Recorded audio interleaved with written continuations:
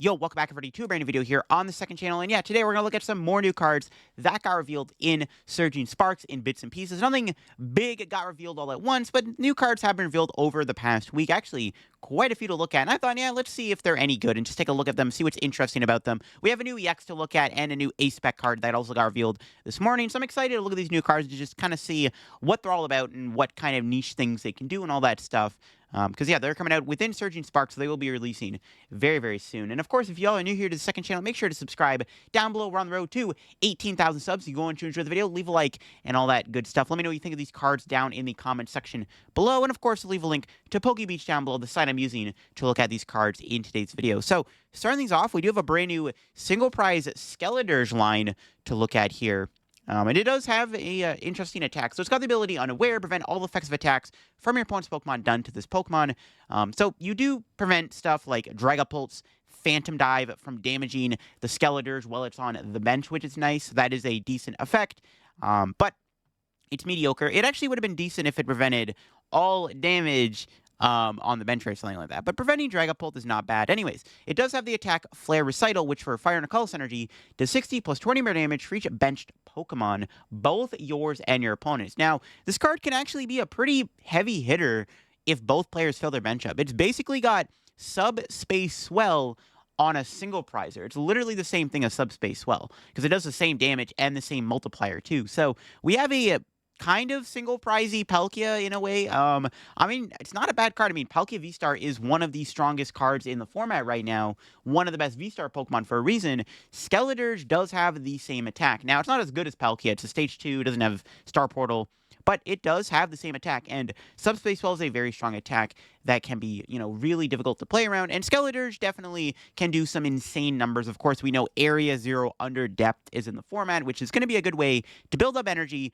or build up Pokemon, for Skeledirge to do some big numbers. So this is a pretty good card, potentially, with Area 0. Maybe when Palkia rotates, the Skeledirge could see niche play if single prize Pokemon can actually thrive in a format.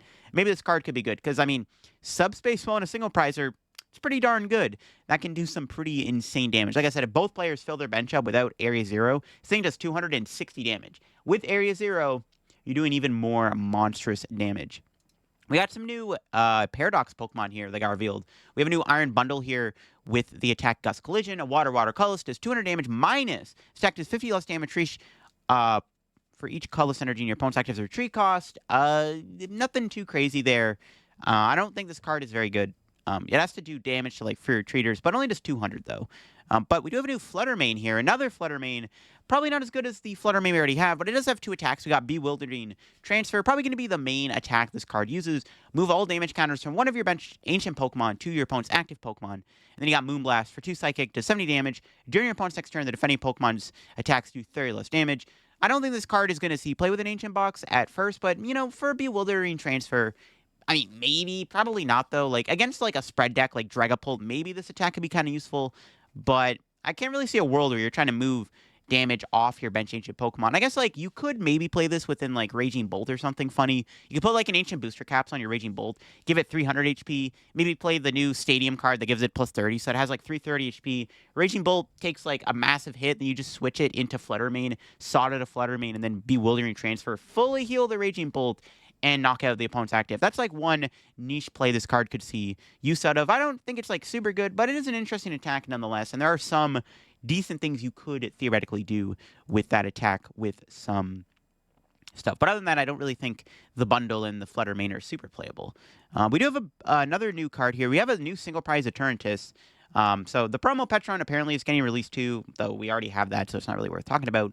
But we do have a single prize Eternatus, which I don't think we've had a single prize Eternatus before. We have Radiant Eternatus, but that doesn't really count. So, yeah, a new single prize Eternatus just dropped. Now, it's not the Dynamax build, obviously, but it does have 2 attacks. You got Dynablast for a single Dark Energy, does 10 damage. If your opponent's active is an EX, it does 80 more damage. So you get to do 90 for 1 energy if they happen to be an EX Pokemon. I mean, not a bad first attack. I mean, 90 for 1 energy is not bad poke damage. Just to get damage on a Pokemon and then soften it up to then be KO'd later on is not bad for Dark decks. And then you do have World's End for a Fire, Dark, and a Dark Energy. You do 230 damage, and then discard a Stadium and play, and if you can, the attack is nothing. So it has a Calamity Storm style attack. I don't think this card is terrible. If you can find a way to build it up, could be pretty useful. I mean, I think the only deck maybe this card could technically work in is Lost Box as a one-prize attacker. Um, I don't hate it in Lost Box. That's like the only deck I can think of because like it isn't a dark Pokemon. You can't dark patch to it, which is kind of annoying. So yeah, this card could be decent within Lost Box because you can World's End, Calamity Storm in Lost Box on a one prizer. It also does 230. So unlike Calamity Storm where it's capped at 220, this attack actually does 230 damage, which is knocking out big EX Pokemon, which yeah makes this card kind of decent. I think maybe this card is good in Lost Box.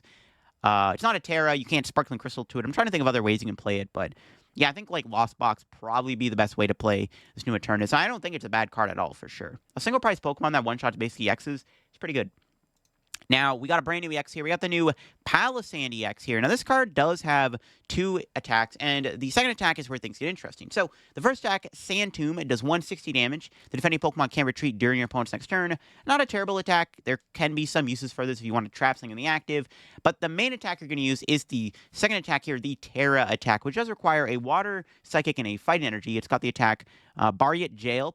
You put damage counters on each of your opponent's bench Pokemon until their main HP is 100. I mean, that's not bad at all. Putting damage counters on Pokemon with HP is 100 is pretty good. I mean, imagine if your opponent's got, Pidgeot, Charizard on the bench with, 300 HP, 280 HP. All of a sudden, they all go down to 100. Now, the main trait of this card is pairing it with other spread combos. So you can play this with a spread card like a Frostlass, for example. You could play it without him, it's Magius. There's Alakazam. There's an Alakazam in the format that allows you to move damage counters down. That's another way you could play this card is with Alakazam from Twilight Masquerade, I think it is, where you can move the damage counters around as you like on your opponent's board. Because technically, I mean, if you want, this Pokemon can put potentially 400 plus damage on the board with one single attack if your opponent fills their bench up. And if they're playing Area 0 under depth, that's even more damage you're putting into play with this attack, which is kind of crazy to be honest with you. So if you can find a way to power up this attack, I mean, it is a Terra Pokemon, so you can play Sparkling Crystal. It is a Psychic type Pokemon. You could use Xatu. You could Xatu an energy to it, attach Crystal, power up the attack in a single turn. It does have 280 HP. This card is pretty bulky for a Stage 1 Pokemon. 280 HP is a lot to have. It is weak to Dark, obviously, which kind of sucks. But, I mean, yeah, you can make that attack work. You can have some pretty good spread combos. I think another combo you could play is with, Dusknoir. You can put, an EX Pokemon to 100 HP, and then the next turn, you can Dusknoir, knock them out. So there is that. So not a bad card at all. I think this Palisand could be pretty playable in the right deck. It reminds me a lot of the old Necrozma GX from way back in the day. It had the attack Black Ray, which put 100 damage counters on, or 100 damage on each of your opponent's GXs. And that card saw some play for the attack of just putting an insane amount of damage on the board with one attack. And this thing does basically the same thing, where you can put an absurd amount of damage counters on your opponent's board in a single attack. So it's not a bad card. I think there is some playability with it. Again, it could be used with spread decks, Dusknoir, stuff like that. All right, there's a new Alolan Dugtrio here. My homie Alolan Dugtrio. It does have an attack that doesn't require any energy. It does 120 damage if you do not have exactly 3 cards in your hand. This attack does nothing.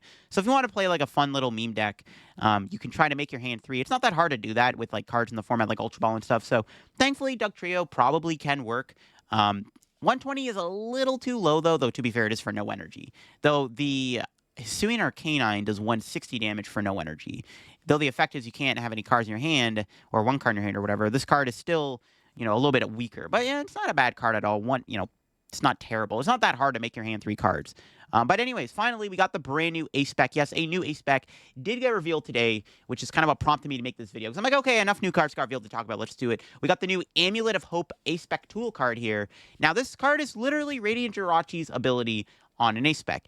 If the Pokemon's card's attached to is knocked out by damage from an attack from your opponent's Pokemon, you may search your deck for up to 3 cards and put them in your hand, then shuffle your deck. So you put the amulet on your Pokemon, it gets knocked out, and then boom, grab any 3 cards. Like I said, this card literally is Radiant Jirachi's ability on an Ace Spec. So keep in mind, this is wasting your Ace Spec spot, though there is some use you can get out of this card. Now, the fact that you can Arven for it, I think is actually what makes this card playable, because let's say this, you're playing a deck that requires setup, like maybe you're playing Cleffa. You can put Cleffa on the active, Arven for Amulet of Hope, attach Amulet of Hope to Cleffa, Cleffa for 7 cards, your opponent knocks out Cleffa, you pop Amulet of Hope, and you grab 3 cards out of your deck, you go Candy Zard, Candy Pidgeot, whatever the case is. This card could see play for that reason alone. The fact that you can Arven for it, I think, is what makes it good. Now, Radiant Jirachi doesn't really see a lot of play. I think Tord played it to I think Tord had it in his Baltimore or Worlds list, one of the two things. Tord did play Raging Jirachi in his control deck, but Jirachi outside of that doesn't see a lot of play. I mean, there's no stadium in the format that lets it flip for the attack.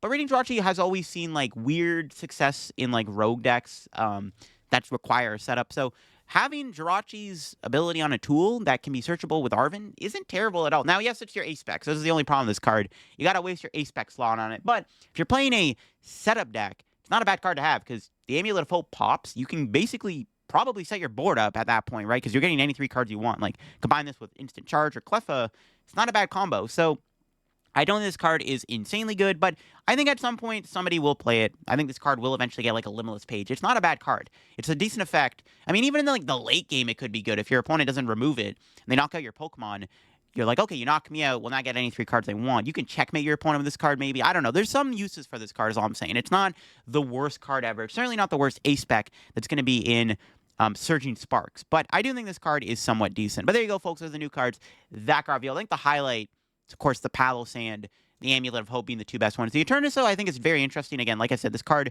could be fairly playable in Lost Box. We'll have to see on that one. I'm definitely excited to try that out. Skeletor is just kind of cool. Subspace Swell in a single prize attack is kind of gas, so there are some uses for the Skeletor for sure. Also, keep in mind, Skeletor can play the Skeletor GX, also lets you do 60 more damage when you discard energy. I forgot to mention that. But there you go. Those are the new cards that got revealed in Surging Sparks. Again, nothing like insane got revealed, but I think they were worth talking about in today's video. Nonetheless, let me know in the comments below what your opinion on all these cards are. What do you think of them down below? And if you're new to the channel, make sure to subscribe down below. Again, we're on the road to 18,000 subscribers. And yeah, enjoy the video, leave a like, and I'll leave a link to Bogey Beach and all that stuff. And I will catch you on another video very soon here on the second channel. Bye-bye.